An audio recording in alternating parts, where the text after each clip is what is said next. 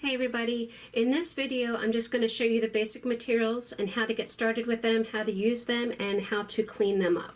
Alright, and I'm going to move this upper left corner camera closed. Now what we see here is, I got a little tickle in my throat. What we see here is palette knife, and you see some brushes. You're going to see some containers, paints, some mediums, and your turpenoid. You're not going to need all those mediums, they're just what I use. And we can talk about those more on a later date. Now to start out with, you're going to want a palette, and most of you got a palette similar to this. And if you look up close here, you will see that there's a little bit of a bevel right here where it slants in, okay? That's to soften against your thumb as it goes through. So if you hold it, you're going to see that your thumb slides through like this. And you can kind of control and balance it with your thumb, and it'll rest on your forearm up here. Now, if you turn it around, you can paint on either side and use this palette on both sides. It's wood, it's porous, it's going to stain. However, on the back, and there is a top and a back to these palettes, this is considered the back, there is no bevel here. And so if you put your thumb through, you might get a sore thumb, you know, like right here. You might end up being very sore there. And then you'll look at it and you'll realize that you were painting on the wrong side and using the palette on the wrong side. The best way to use it is just like this, with your thumb right through where it's already beveled. And as you can see, it's stained because I've used it a couple times. And that's okay. You'll never get all of that off. That's more than fine. So that's your palette. And I'm just going to put this to the side for now. Now, next thing we want to do is we want to get out our brushes. We want to decide what kind of brushes we might want to use and just have those ready.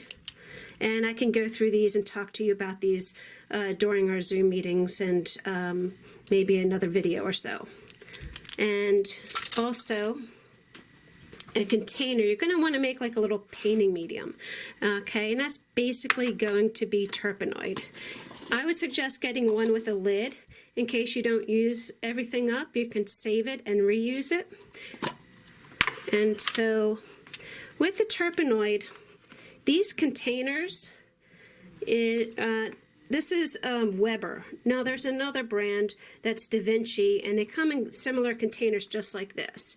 But they tend to kind of slobber when you pour them. See that? And it drips. So what I do is I got an old... my Dawn. It's not Dawn in here. I used it all up and I cleaned it out. And I just poured that into here. You can use a little funnel if you want. And that way it pours easier without spilling. And then you could put a lid on it, just super easy. So I wouldn't start out with more than this. Okay, there's not much in there at all, just a very little bit. As you paint, you can always add more if you use it up, but it's better to use less and then continually add than to put too much in there and then have it get contaminated and dirty and have to discard it. Normally the way to discard it, if you have some extra at the end, or if it gets too dirty, you can soak it up in a paper towel and throw it away. Next thing I would do is I would put a little bit of liquid in there. Liquid is a drying agent. It also will add a little bit of body to the paint. If you add too much, over time your painting will be prone to cracking. So you don't want to add too much. And these are childproof. So hear that? That means you got to push it down to open it. And sometimes they get stripped. So as much as you pull down, they don't come out. One trick of the trade is just to get one of these groovy little screwdrivers, put that under there and wiggle it around and work it so it pops off, like I did with this. So this popped off. And you don't reuse this. You can kind of chuck that and say goodbye to it. What that is it takes away the childproof part, and then this is just a regular old lid. And it seals just fine. Now, once I do that, this has a little paint on it, so I will clean that off. I wouldn't just go like this and dump it, because you might get a big clop in there, like a big blob that might be too much. So what I normally do is I just get a little bit and I just do that. I have seen some artists that just kind of scoop it out and put it on their palette. However, I think that's too tempting, and I think to use too much. And so I don't want to be tempted to use too much of this stuff. And then you just kind of let it dissolve in there by scraping it around. And that's really all you need for your painting medium to start out with. As you continue painting over a few years and you get much better, then you can kind of add some oil like linseed oil or safflower. Walnut oil is a really good one. And then there's like a Damar varnish that you could add just a wee bit into to make a painting medium. But to start out with, this is just fine. And to be honest, a lot of times when I paint, I just use Turpenoid and I don't use anything else. So, and see how this gets a little crusty? And this edge might get crusty. A little trick is just to clean this off as you use it and don't be messy like I am. But you can also get petroleum jelly from the dollar store and just get a little bit here. And then you can kind of wipe that around like so. And then you can wipe a little bit on the inside. You don't need much. And that'll stop it from sticking. All right, and you don't need to use that. That's just a little thing if it gets too messy and it's too hard to open. That's one thing you can do. And again, you can clean this off as you go so you don't end up like me, because this may over time dry up. So what's the liquid on the outside may dry up inside the cap, and that may give you problems of taking the cap on and off. So now that we got this out of the way, and we don't need to talk about these mediums too much. I can always talk about those at a later date. Okay, so you have your painting medium here. And so I can push this away and clear out some of the clutter. Now I'm ready to figure out what paints I want to use. So you have your painting, you have the drawing in front of you on the canvas, and you're ready to start painting. You want to ask yourself, what colors do I want to use? And so here, I tend to make my own paint, so I may have a workshop in the future or another video on how to make painting, but that's normally for painting 2 or painting 3 students. But I can always answer your questions if need be. What I normally do is I put the paint on the outside, and then I use the center area of the palette to do my mixing. All right, so I can squeeze some of this blue out. This is ultramarine blue. And again, you want to keep these caps fairly clean so that doesn't dry up in there and give you a hard time with opening and closing. If these lids do stick, again, you can get these at the dollar store. It's just an old tool. I'm sure you have a few of them already around the house or your apartment, and you can kind of take the cap off with this. All right. Sometimes if you try too hard twisting a tube that is locked on or dried on, you might twist it so hard that you get holes in here. Okay, because this is only a thin aluminum container or tube that's holding these. And so, and you might want to have a rag near you or a paper towel so you can kind of be a little bit more clean. Then I'm just going to get a little bit of yellow I already had out, and I'll add some my extra glue there. Now, in terms of tubes of paint, Winton by Winsor & Newton is a very acceptable student grade oil paint. Winsor & Newton, among many other brands, will have different grades of paints, meaning different levels. This is Winsor & Newton also. It's the artist oil color instead of Winton, same company. It's just this is a little bit better quality than this. And then I like painting, if I don't make my own paints, I like painting with Old Holland. This is expensive, so don't go out and buy these until you're really comfortable with your paints and you've been painting a while and you want to kind of experiment. But honestly, to start out with, the Winton is just more than fine. And like I said, all the different brands will have student grades and artist grades and professional grades, like they'll have different levels. And that just means there's some of them will have more additives in them.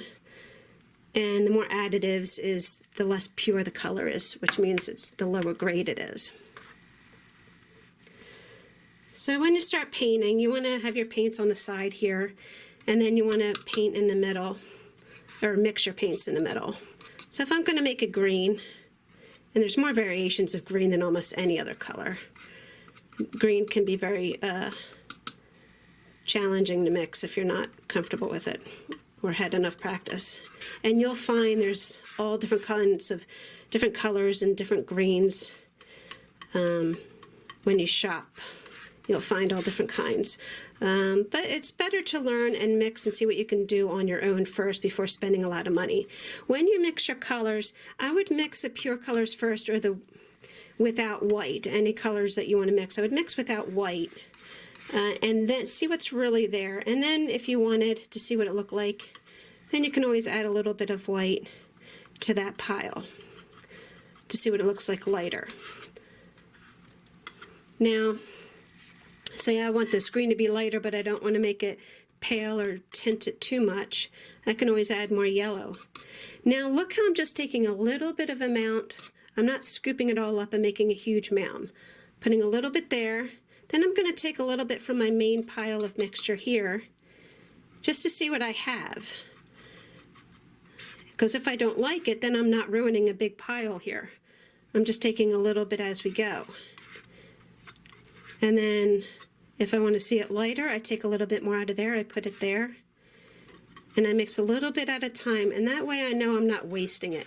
I can't tell you how many times I tried to save a mixture by adding colors to the main pile, and then I would end up with a huge mound of this putty color that I had nothing to do with, so I had to throw it away and waste it. So you always want to mix a little bit at a time. Now, you know, when you start painting, you know, you'll open up your mixture. And you can dip your brush in there. Let's see, we'll get, not that one. We'll get this one here. It's nice white synthetic brush. It's a long flat, okay? You can see the length of the bristle, which makes it long, and it's a flat, meaning it's flat up top. Whereas this is a regular flat, not a long flat, because the bristles are not very long. Sometimes it's referred to as a short flat. But these are two flat brushes, and these are nice to have. This may be synthetic also. No, this is pure hog's hair. And you can see that right there. And then you'll see the size right there where it says 4. And this is a size 6, which is written right there. So what you'll do is, I don't know if you can see properly, I just dip it. I don't smush it and push down on it too hard. I just dip it in just enough to get the bristles wet. And you don't have to dip this in every single time you paint. The more you paint, the more you'll get a feel for what you like. And then you can kind of dab into it and then go onto your canvas and paint. And when you paint, sometimes I like to kind of go in on an angle. You can hold it further back if you like. With the flat brushes like this, you can get a nice clean pool. And you can go in this way, like if you're trying to shade something. And that'll still give you a nice clean edge. And again, we can talk later about brushes and the effects that you can make. Now, if you have a little bit of paint on your brush, but you need to go back in your painting medium, again, you don't want to push down because you're going to contaminate all this and you're going to make it all green. So just dab it in here, and you'll be surprised how much these bristles soak up just by dabbing without touching the edges. When you want to clean your brushes, with this little bit of liquid in here, you could probably use this to clean your brushes and then use soap and water. All right, so what I do is I get a paper towel, or in my case, an old sock. And I dip this in there, and I get as much off. If there's a lot on your brush, clean your palette knife off, and you can squeeze out the extra paint. Don't push down too hard. You don't want to break your bristles, but you want to get the excess paint off. Then you can kind of go in there, and you can kind of get that out like so. And then once it's clean enough like this, then you can use soap and water. Another way I clean my brushes And this is because I do a lot of painting. You guys don't need to do this if you don't want. Okay, this is just a little something. You can buy similar things like this in any art catalog, like Cheap Joe's or Jerry's Artorama or Dick Blick Art Supplies. But what I do is I get an old Bumblebee tuna can just because I like tuna, and you can put it upside down. See that? And then, and this is an old one. I want to make sure you can see it. And you can see how there's holes there. And what I did is I got my groovy little hammer here and a screwdriver, and I just pounded on it to make holes. I'm not going to do it on here because there's a glass tabletop underneath this. And I'm recycling this because I've used it a few times and I've cleaned it off and reused it. And sometimes these jars, it'll get filled up, and you'll see what I'm talking about. This is to help clean some of your brushes or soak them if you need to. Once you get a lot of holes in there, and you want to go up top through the bottom, because this is where the rough edges are, and you don't want your brushes to hit those rough edges of metal. You want the smooth top here.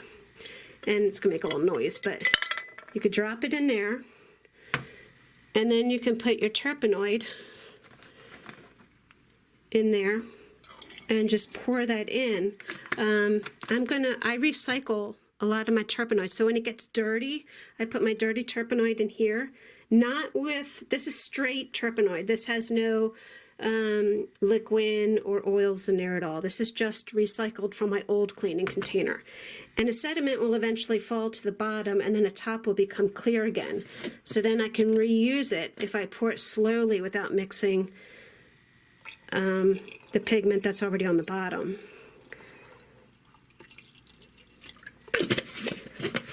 And the turpenoid, if you use it wisely, can go a very long way.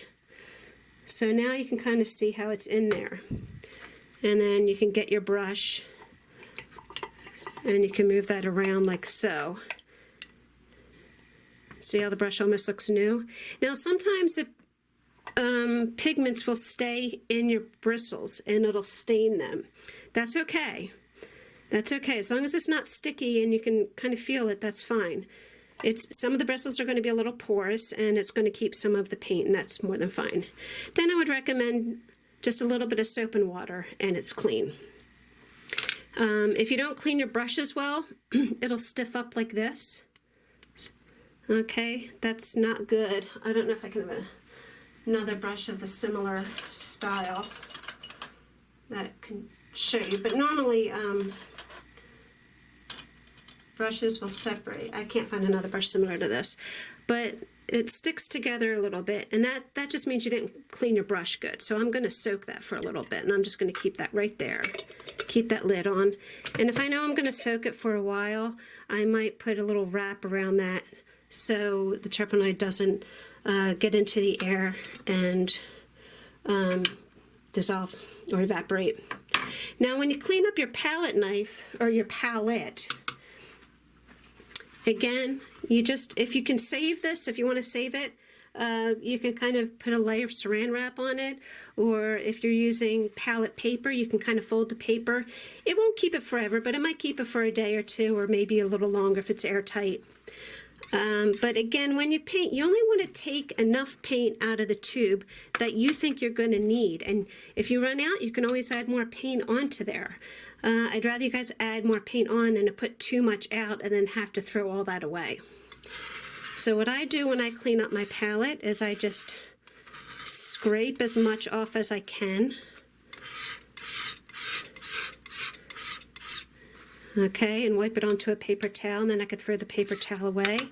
And I can always dip it into my turpenoid mixture and rub that with my turpenoid mixture. And you're going to go through some paper towels, that's okay. And again, I'll show you, you can just reuse, even if it has a little liquid in it.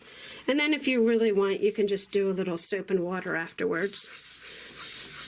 And that's more than fine. If you don't clean it up very well, you're going to get chunks there. See that right in there?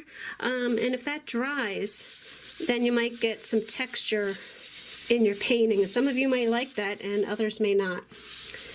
And again, you're never going to clean it perfectly, and there's always going to be a little residue of the colors you made inside of the palette, and that's fine because it's wood and it's porous.